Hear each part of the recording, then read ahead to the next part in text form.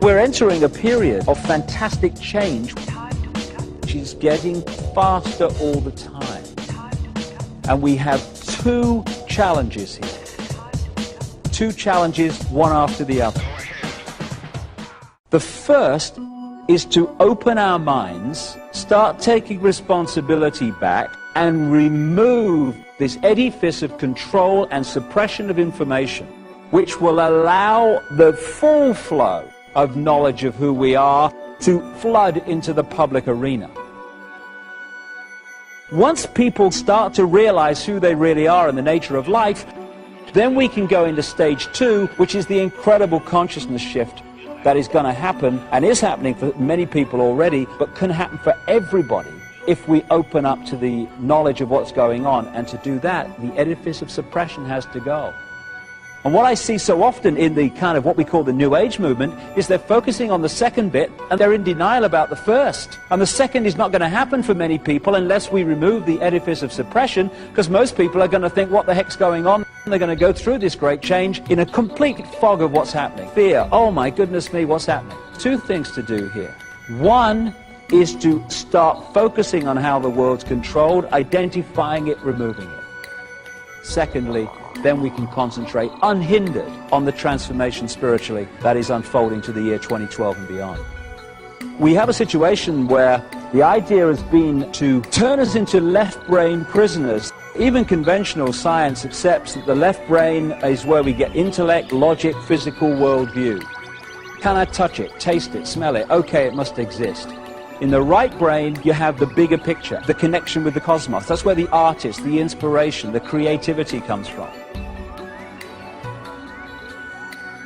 The institutions of education, of science, and all these different areas of information, the media too, they're pumping information of a left brain variety and suppressing this. What we call education works like this. Information is pumped into the left brain, most of it completely rubbish. And what students are asked to do is to hold that information there, and then when they get an exam paper in front of them, to regurgitate that onto the paper. If they remember it and put it there well enough and repeat what they've been told, they pass the exam and progress. If they take that information in the left brain, transfer it to the right and start filtering it and questioning it and saying, well, does it make sense? What do I think about this?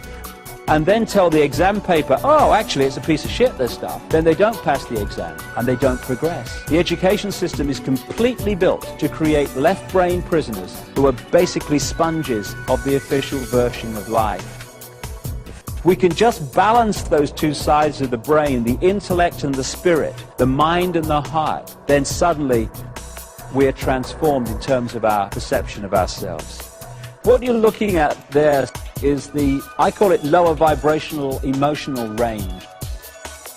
It's the range of frequency that resonates the energy within us to fear, to guilt, to resentment, to lack of self-esteem. And the more that we are manipulated to feel those things, and the more we manipulate each other to feel those things, the more what I call that cesspit vibration of low vibrational emotion gets more and more full and more difficult to get through, and therefore out to the multidimensional state that we can get into as we reconnect with the ocean, with the cosmos. This is why when people start on this spiritual journey, the reason that they start to realize when they start to walk the journey that all hell breaks loose in their life, that structures break down in their life, and they think, crikey, if this is spiritual. I remember me, when I started on this route, my life broke down in so many ways. I thought, if this is spirituality, you can stuff it. I don't want to know. Why does this happen to people? Because when you put out your intent, this is what I want to achieve, that intent energy will always draw towards us what we need to achieve that intent. So if we're going to reconnect with the cosmos, then that intent will draw to us the experiences necessary to achieve that. What we need to do to achieve that connection is to clear out that cesspit level of low vibrational emotion. And so we draw into our lives people, experiences, what have you, that make sure that we can no longer do that this has to come out and be processed, and we have to clean out all this emotional debris that's disconnecting us from who we really are.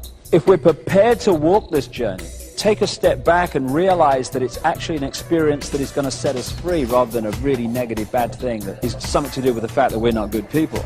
Must have been something terrible in a previous life. I hear that all the time. These challenges are to help set us free by cleaning this out. It's important we understand that. And I find that there are so many people in what's called the New Age who are still operating on a fraction of who they are because they're not prepared to do what is necessary and take the challenges. And we all have this stuff within us to remove and process. When you do, that's when you can start talking about freedom. People talk about a soul. For me, what we call soul, the highest expression of ourselves, is pure love. I don't care who you are, what your background is, what you've done. I don't care if you're Henry Kissinger or George Bush or David Rockefeller or the Queen of England or any of these guys that have been manipulating the world and still are. At that level of yourself, you're pure love. Everyone is. But we can become disconnected from that level and manifest in that disconnection anything but pure love. But that's what we all are, all of us. And when we get disconnected, that's when the problems start, and the imbalances start, and the imbalanced behavior starts. When we're born into a physical body, if we maintain that connection with pure love, soul, then we have the eyes and ears information coming in, telling us and giving us a fix about the world around us. And we have the connection with soul, the intuition, which is guiding us from another perspective. We have both. Symbolically, it's like a spaceman on the moon, where you're in that big spacesuit, symbolic of the body, and you've got the eyes and ears information giving you a fix on what's happening around you. But you've also got mission control giving you the big picture guidance. This is what comes next, then do that, and this is what's next on the agenda. Symbolic of intuition. Imagine what would happen if someone came along and cut or dramatically reduced that spaceman's connection to mission control. Suddenly, this is the only information and the vague memory of what should have been happening at this time.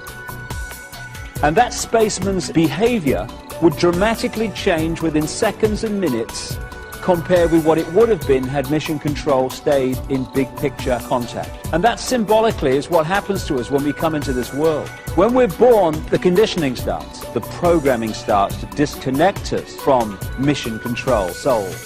So the eggshells start. We start to be conditioned to see ourselves as either just a physical body or subjected to some god and what have you. The programming gets started from the moment we become conscious. And if we can just break that eggshell and we can express the true nature of who we are and not live someone else's version of what we should be, when the eggshell cracks, we reconnect with mission control. And at that point, we taste freedom. That is the challenge now that we all have and the opportunity we all have. Chinese have a word that means both danger and opportunity. We're at the point now of that choice. Because that's what life is. It's a choice and learning from the consequences of the choice and making different choices and learning from the consequences of them. That's what evolution is. And we're at a point now where we can make incredible leaps as this 26,000-year cycle comes to an end. It's going to be one heck of a challenge. But no matter how challenging it gets, one thing remains constant. We live forever. We are everything, and everything is us. Whatever we're experiencing in this moment, it's just an experience. We live forever. We are genius. We've forgotten we're genius. And that's why a few people run the world. We can think hate, we can think love. We can create a world dominated by hate and fear, or we can create a world dominated by love, compassion. And we all have the opportunity to do that. When we heal ourselves, we heal the world. When we change ourselves, we change the world. When we love ourselves, we love the world. And when we love the world, it manifests in a very different form to the one I've been talking about over these thousands of years of manipulation. Freedom is upon us. Time to grasp it.